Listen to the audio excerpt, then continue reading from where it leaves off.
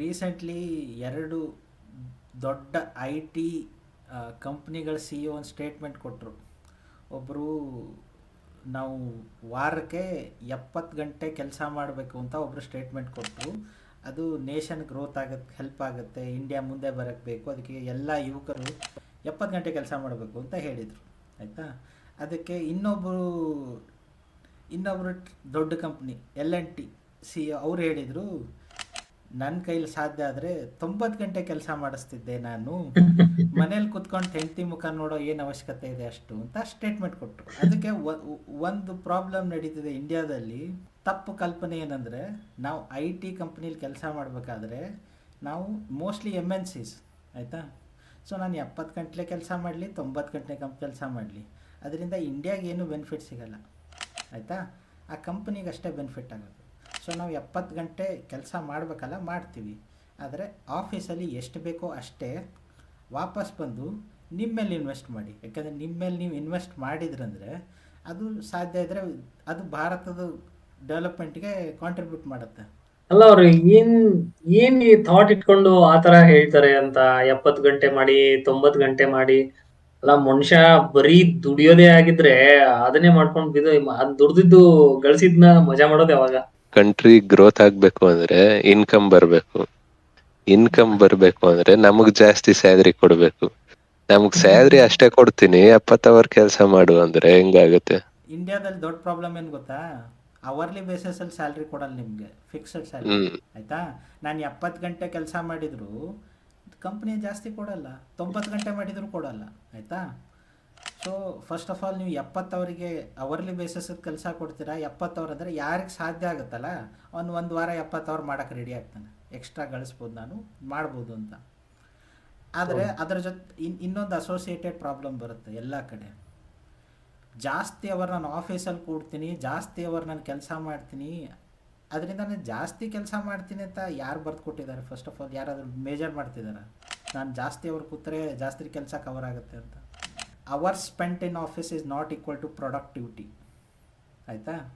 Net ಕೆಲಸ ಮಾಡೋನು, productive ಆಗಿರೋನು, ಎಷ್ಟು ಟೈಮ್ ಅವನಿಗೆ ಅವೈಲೇಬಲ್ ಇರುತ್ತೆ ಅದರಲ್ಲೇ ಮುಗಿಸ್ತಾನೆ, ಆಯಿತಾ. ಸೊ 90 ಅವರಲ್ಲಿ ನಿನ್ಗೇನು ಕೆಲಸ ಮಾಡ್ಬೇಕಂತಿದ್ರೆ ಕೆಲವೊಬ್ಬರು 45 ಅವರಲ್ಲೇ ಮುಗಿಸಿರ್ತಾರೆ, ಆಯಿತಾ. ಸೊ ಎಕ್ಸ್ಟ್ರಾ ಮಾಡೋ ಅವಶ್ಯಕತೆ ಇಲ್ಲ. ಸೊ ಮೆಂಟ್ಯಾಲಿಟಿ ಸ್ವಲ್ಪ ಚೇಂಜ್ ಆಗಬೇಕು.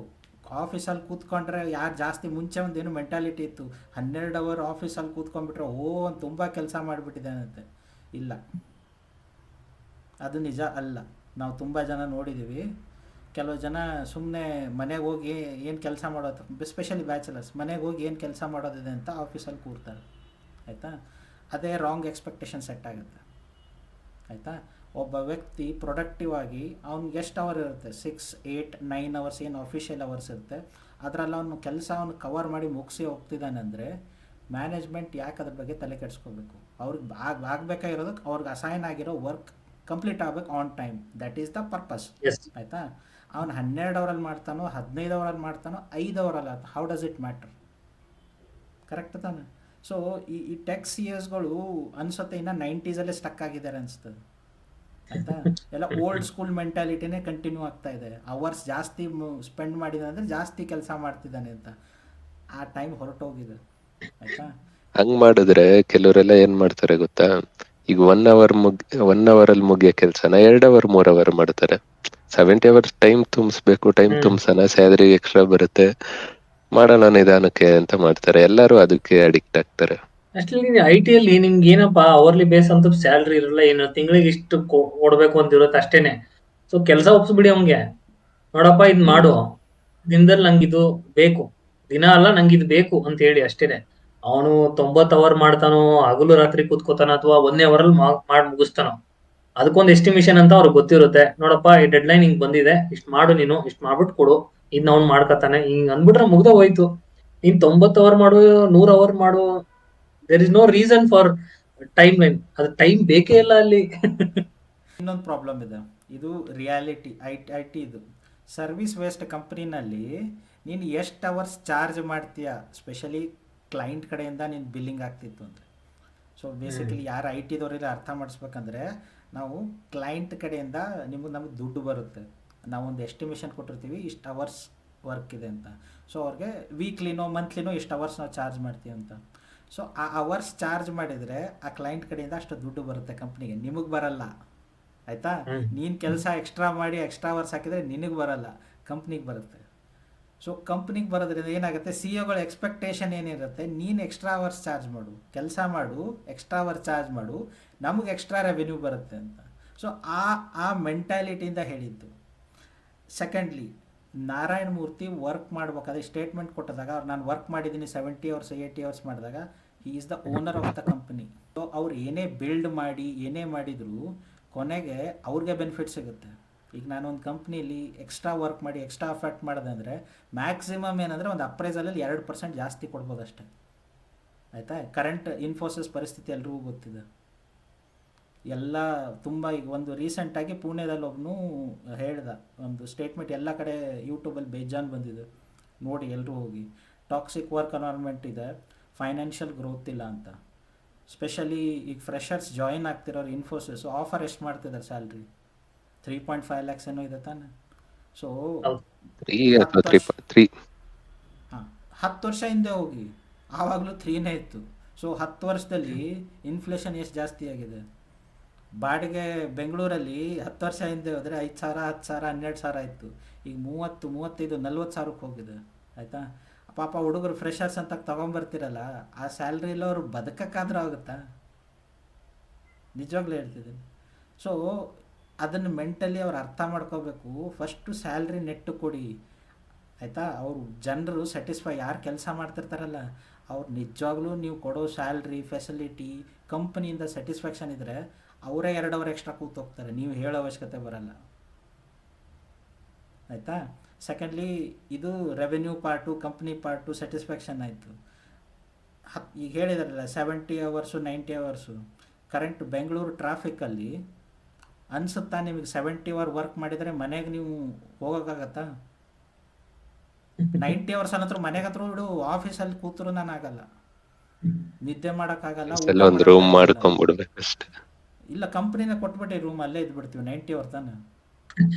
ಈ ಹೋಟ್ಲ್ ಅವ್ರಿಗೆ ಇರುತ್ತಲ್ಲ, ಹೋಟ್ಲಲ್ಲಿ ಕೆಲಸ ಮಾಡೋರು ಇರ್ತಾರಲ್ಲ, ಅಲ್ಲೇ ಕೆಲಸ ಮಾಡೋದು, ಅಲ್ಲೇ ಪಕ್ಕದಲ್ಲಿ ರೂಮ್ ಇರುತ್ತೆ, ಅಲ್ಲೇ ಮಲ್ಕೊಳ್ಳೋದು, ಬೆಳಗ್ಗೆ 6 ಗಂಟೆಗೆ ಎದ್ದು ಹೋಟ್ಲ್ ಕೆಲಸ ಹಂಗ್ ಮಾಡ್ಬಿಡ್ಬೇಕು. ಐಟಿಲು ಪಕ್ಕದಲ್ಲಿ ಒಂದು ರೂಮ್ ಇರುತ್ತೆ, ಮಲ್ಕೊಳ್ಳಿ, ಎದ್ದು ಬಂದು ಕೂತ್ಕೊಂಡ್ಬಿಡಿ ಹಿಂಗೆ ಅಷ್ಟೇ 90 ಅವರ್ಸ್. ಅಷ್ಟೇ. ಒಬ್ಬೊಬ್ರಿಗೆ ಒಂದೊಂದು ಡೆಸ್ಕ್ ಕೊಡೋ ಬದಲು ಒಂದೊಂದು ಬೆಡ್ ಕೊಟ್ಬಿಡಿ, ಅಲ್ಲೇ ಒಂದು ಟೇಬಲ್ ಹಾಕ್ಬಿಡಿ, ಅಲ್ಲೇ ಬೆಡ್ ಮೇಲೆ ಕೂತ್ಕೊಂಡು ಕೆಲಸ ಮಾಡ್ತಾರೆ. ಈ ಬೆಂಗಳೂರು ಟ್ರಾಫಿಕಲ್ಲಿ ಆಯಿತಾ, ನೀನು ಅಕಸ್ಮಾತ್ ನಿಮ್ಮ ಮನೆ ಆಫೀಸ್ ಪಕ್ಕ ಇಲ್ಲ ಅಂದರೆ ಅರ್ಥ ಮಾಡ್ಕೊಂಬಿಡಿ, minimum 1 hour to 1.5 hour journey ಇದೆ. ಡೈಲಿ ಬೇಸಿಸ್ ಕನ್ಸಿಡರ್ ಮಾಡಿಕೊಂಡ್ರೆ ರಫ್ಲಿ 2 hours ಬೇಕೇ ಬೇಕು ಆಫೀಸಿಗೆ ಬಂದು ಹೋಗೋಕ್ಕೆ. ಆಯಿತಾ?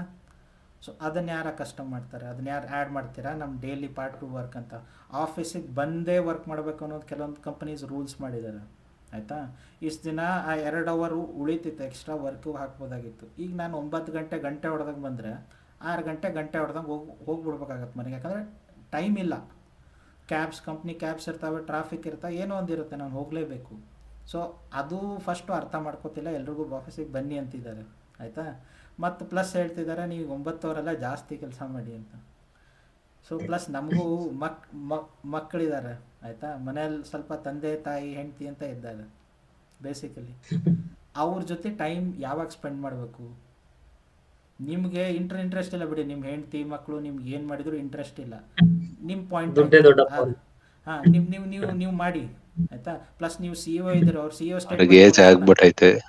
ಹಾಂ, ಅಲ್ಲ ಅವ್ರು ಸ್ಟೇಟ್ಮೆಂಟ್ ಕೊಟ್ಟಿದ್ದಾರೆ ನಾನು ಇನ್ನೂ 90 ಅವರ್ ಮಾಡ್ತೀನಿ ಅಂತ. ಯಾಕೆ 90 ಅವರ್ ಮಾಡ್ತಾರೆ? ಅವ್ರ ಸ್ಯಾಲ್ರಿ 50 ಕೋಟಿ 60 ಕೋಟಿ ಇರುತ್ತೆ ವರ್ಷಕ್ಕೆ. ಆಯಿತಾ? ನಮ್ಮ ಸ್ಯಾಲ್ರಿ ಎಷ್ಟಿರುತ್ತಲ್ಲ ಅಷ್ಟು ಅವ್ರು ಯಾವುದಾದ್ರೂ ಹೋಟೆಲ್ಗೆ ಹೋಗಿ ಟಿಪ್ ಕೊಟ್ಟು ಬರ್ತಾರೆ ಗುರುಗಳು. ಆಯಿತಾ? ಪ್ರಾಕ್ಟಿಕಲಿ ಹೇಳ್ತೀನಿ, ಅವ್ರು ಟಿಪ್ ಕೊಡೋಷ್ಟು ಕೆಪಾಸಿಟಿ ಇದೆ. ಆಯಿತಾ?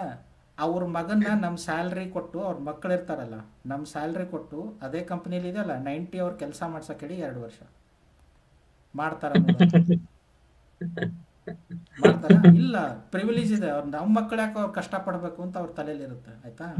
ಸೊ ಅದು ಮೇನ್ ಪಾಯಿಂಟ್. ಸೆಕೆಂಡ್ ಪಾಯಿಂಟು, ಯಾವಾಗಾದರೂ ಇಂಪ್ಲಿಮೆಂಟೇಷನ್ ಏನಾಗುತ್ತೆ ಗೊತ್ತಾ, ಬಾಟಮ್ ಟು ಟಾಪ್ ಇಂಪ್ಲಿಮೆಂಟೇಷನ್ ಆಗುತ್ತೆ ಎಲ್ಲೋದ್ರು. ಅಂದರೆ ಏನೇ ಒಂದು ಹೊಸ ಎಕ್ಸ್ಪೆರಿಮೆಂಟ್ ಮಾಡ್ಬೇಕಾ, ಮ್ಯಾನೇಜ್ಮೆಂಟ್ ಪ್ಲ್ಯಾನ್ ತಗೊಂಬರ್ತಾರೆ, ಕೆಳಗಡೆ ಇರೋರ ಮೇಲೆ ಎತ್ತು ಹಾಕ್ಬಿಡ್ತಾರೆ ಮಾಡಿ ನೀವು ಅಂತ.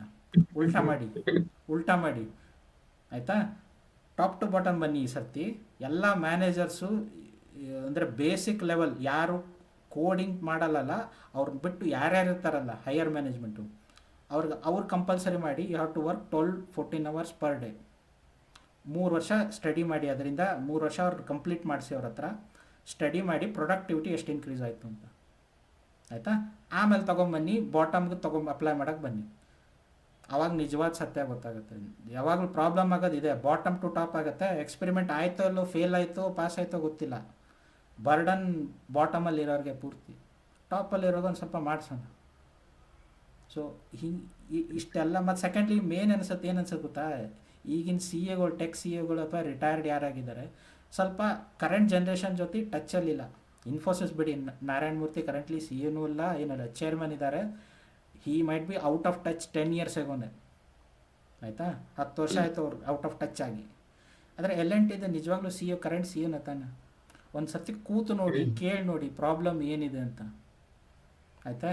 ನಿಮಗೆ ಗೊತ್ತಾಗುತ್ತೆ ರಿಯಾಲಿಟಿ ಏನಿದೆ, ಏನು ಮಾಡಬೇಕು ಏನಿಲ್ಲ ಅಂತ. ಪ್ರಾಫಿಟ್ಗೋಸ್ಕರ ಕೆಲಸ ಮಾಡೋದು ಎಲ್ಲ ಕಂಪ್ನಿನ, ಇಲ್ಲ ಅನ್ನಲ್ಲ. ಆದರೆ ಅವ್ರ ಜನರನ್ನ ನೆಮ್ಮದಿ, ಅವ್ರ ಬದುಕನ್ನು ಹಾಳು ಮಾಡಿ ನೀವು ಪ್ರಾಫಿಟ್ ಮಾಡ್ತೀನಿ ಅಂತಾರಲ್ಲ, ಅದು ತಪ್ಪು ಅಷ್ಟೇ.